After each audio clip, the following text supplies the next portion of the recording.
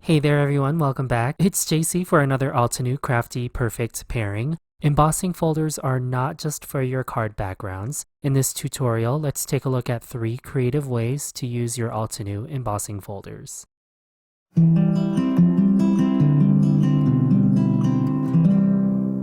If you have never used an Altenew 3D embossing folder before, all you need is your larger size die cutting machine. For my setup, I still need my platform. In place of the cutting plate, I used the 3D embossing folder, and I'll put cardstock in the folder. Then I would complete my sandwich by putting the second plate on top and cranking the handle as usual. And then when I run this through my die cutting machine, I will have beautifully textured or dry embossed paper. For my first example, let's use the 3D embossing folder like a letterpress. There is something about wedding invitations and pamphlets that come with letterpress that add a beautiful quality to the paper. We can do the same with your handmade cards. Here is Ranunculus Bouquet 3D embossing folder, new from the March 2021 stamp release. There are 2 sides to the embossing folder, one that debosses or presses into the paper, and the embossed side, or the side that presses up toward you.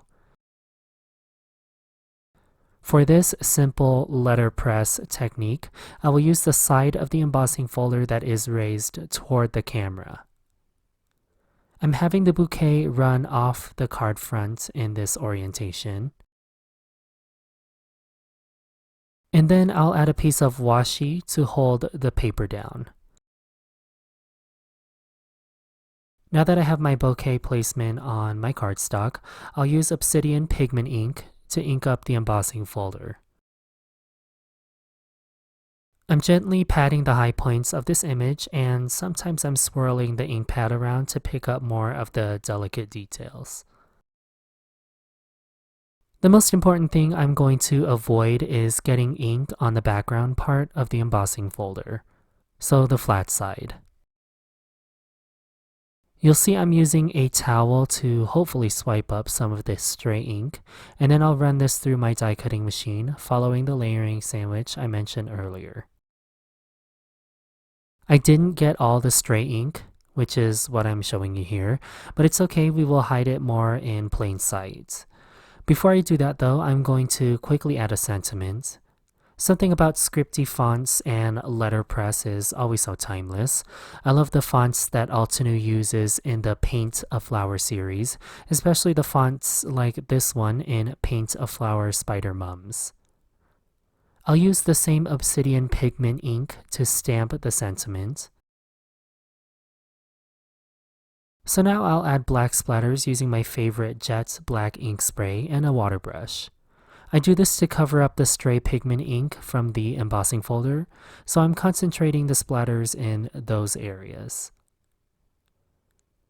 This card front is ready for your card base, but to stay true to the letterpress feel of this card, I'm adding a deckled edge like high quality cotton papers. I find that wetting the paper where you want to tear the sheet really helps get a more desirable and uniform rip. I'm using the size 2 Altenew Artist watercolor brush in the round set to add a line of clean water to the edge of the paper. Then while the paper is saturated, I'll rip along the wet edge of the card panel. To finish this card, I'll take my folded note card base and a narrow strip of black cardstock to the left side. Then before adhering the card panel to the front, I'll gently curl up the edge of the cardstock just for more texture. That finishes this easy modern letterpress card inspired by professionally made wedding invitations. This next card follows the same principles as the first, but instead of making a background of sorts, let's see how to use an embossing folder as a foreground element. This Majestic Bloom 3D embossing folder has spaced apart floral elements, which makes embossing individual images fairly easy. Now, not all cardstocks are the same. In fact, I usually have to slightly mist colored cardstocks with water before running the cardstock through the embossing folder to avoid ripping the cardstock. But you'll need to test this out on your stash. I'm using a scrap panel of frosty pink to emboss only the flower image in this embossing folder. Now I'm going to apply ink to the raised portions of the debossed side of the embossing folder. In other words, the image sinks away from the camera. I'm applying Snapdragon Crisp dye ink to the raised portions of the flower image.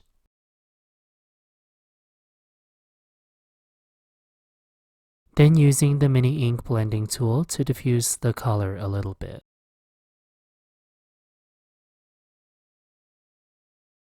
After running this through my die cutting machine, you'll see the shadows of the flower now have an orange hue. It's almost like adding stamped layers to the image. I'll add a layer of marigold,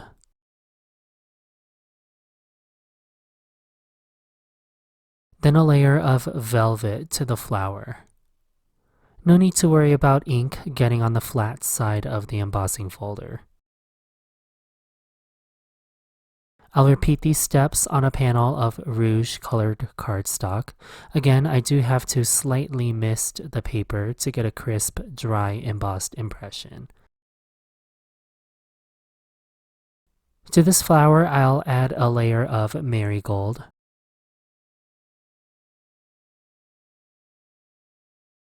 Then a layer of velvet, just like the first flower. But then I thought, let's go crazy, and I'm going to add jet black to the high points of this embossing folder. I was inspired by those iron-on embroidered flower decals that you can add to fabric, and I thought adding black makes the flowers look a little bit more punk. But it's not too late to add black to the lighter pink flower. It's almost like layering up your Altenew stamps, but all you have to do is snap the cardstock back into place by following the raised portions of the embossing folder. Then I will add jet black to the same high points and run the folder through my die cutting machine. Like I mentioned earlier, the images of Majestic Bloom 3D embossing folder are spaced far enough apart to fussy cut. So that will be my next step. Once I have both flowers fussy cut, here's a little trick if your edges aren't quite perfect. I'm going to put the flower back into the embossing folder and run the flower through one more time. Here's a side-by-side comparison of the two flowers. One has been flattened again and one hasn't. Doing this helps smooth and curl the edges of your fussy cut cardstock and hides the cuts that were not so perfect.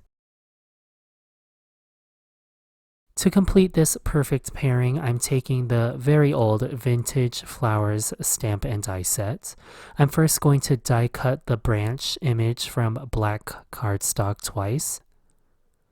Then I will add so many black splatters to a white card panel using jet black ink spray again. I will use one of the detail layers of two of the leaf clusters in the Vintage Flowers stamp set and stamp some supporting foliage in jet black crisp ink. Then I figured I'd stamp the sentiment from the same Paint a Flower Spider Mums stamp set. Finally, I adhered the whole arrangement to my card front and card base. Don't forget that you can use your embossing folders as focal points, not just as backgrounds. Now, typically 3D embossing folders come in repeating patterns, such as the pattern found in Angled Mosaic 3D embossing folder. I used this in my February 2021 perfect pairing about adding details, but I wanted to touch on why I like to use embossing folders in this way. My concept is all about balance, so by taking a repeating background and making it not repeat or asymmetrical, you create an element of interest. I'm going to start with Lagoon Cardstock, cut to 3.5 by 4 3/4 inches.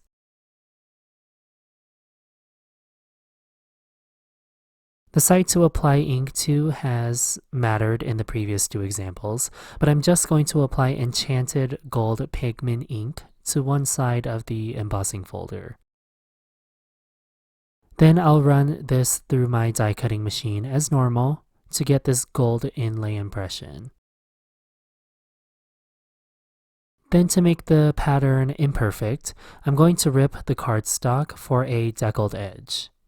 Running the paper through the embossing folder has softened the fibers, so there's no need for me to moisten the paper as in the first card example to get a perfect deckled edge. But not all colored cardstocks are the same, so whatever works to get you a very jagged edge. To complete this perfect pairing, I'll use the March 2021 Craft a Flower Antique Rose. I didn't have the bone colored cardstock I wanted, so I first applied Altenew double-sided paper to one side of my cardstock. Then ink blended sand dunes on the other side of the two panels of white cardstock. So I'll cut through a lot of the layering and adhering for this flower as I'm just following the layering guide without using different colors of cardstock. I'll set this arrangement aside.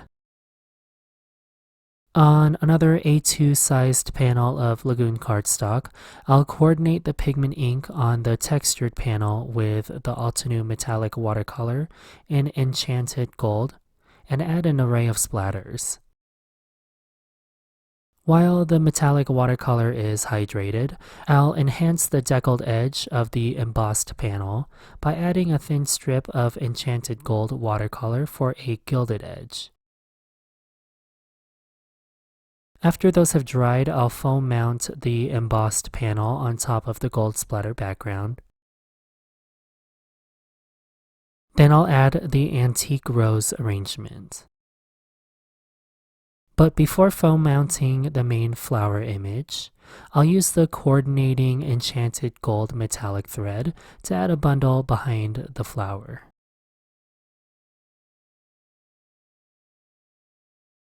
I think the circle will help balance the grid of diamonds. Off camera, I white heat embossed the Trust sentiment on gold mirror cardstock and a supporting sentiment strip on Lagoon cardstock. To finish this card, I used the satin white sequins to frame the floral arrangement. I hope the next time you pick up your Altenew embossing folders that you look at ways to break up the patterns to make it more interesting. Again, why spend the time on a background if all it's going to do is be in the back? Those are my 3 tips and tricks on 3D embossing folders. Did you know I have more video tutorials like this one? Make sure you subscribe and catch my Perfect Pairings episodes every 2nd and 4th Sunday of the month. Thank you so much for watching this Altenew card tutorial, and I'll see you in the next one. Hello crafters, Jen here. For more tips, techniques, tutorials, and to discover which paper crafting products are right for you, subscribe to Altenew's YouTube channel. Make sure to hit the notification bell so you don't miss any videos. Thanks for watching.